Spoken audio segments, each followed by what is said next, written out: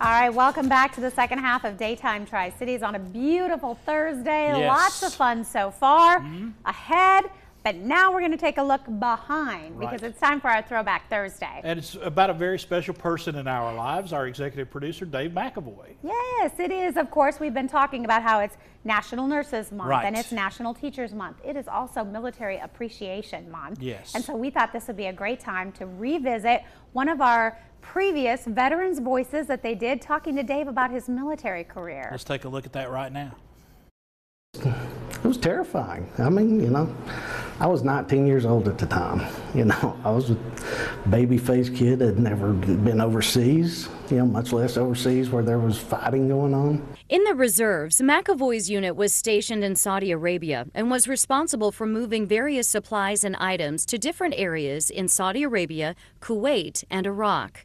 Driving a tractor-trailer meant for an interstate can be tricky in the Middle East. Some roads weren't roads at all. Army engineers made roads for us over there, but basically they just meant bulldozing through the desert. You know, it wasn't like they were paving roads and stuff, so it was rough. The night the U.S. was set to take action against Saddam Hussein's troop in Kuwait, McAvoy was sent on his first mission where he ran into mechanical trouble, then lost sight of the convoy. I have no idea where I'm going. This is the night that, you know, I'm thinking the war's going to start. I'm like, I'm getting ready to drive right into the middle of all this. That night was maybe the most terrified I've ever been in my entire life. Luckily, McAvoy got turned around and caught up with his unit.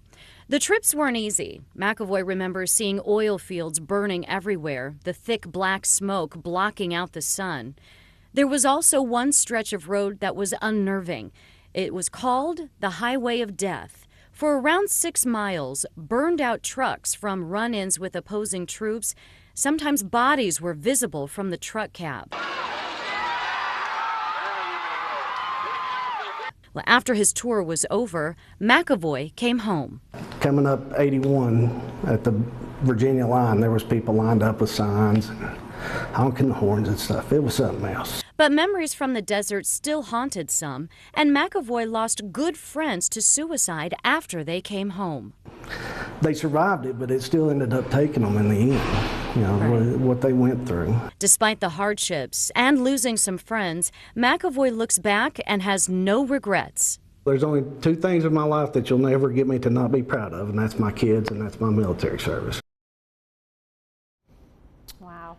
Hard to believe, 19 years old. And you look at kids that we both have kids that age, and to think of them over there at 19, so young. We are so thankful for Dave and his service to our country. And, you know, it just almost brings a tear to the eye seeing him come back with all those troops and everything. I was around, you know, bringing those troops were coming back. I was shooting in news and seeing those reunions. It really does. It catches you. It really does. Yeah, seeing the video of him with his mom there, and you can hear her in the tape. If you're listening close enough, you can hear just the emotion that both of them have. And you know, you and I are the face here. Dave's behind the scenes making all of this work, and we really appreciate it. So, we love you, Dave McAvoy. We're going to take a look at our weather now with Jeremy.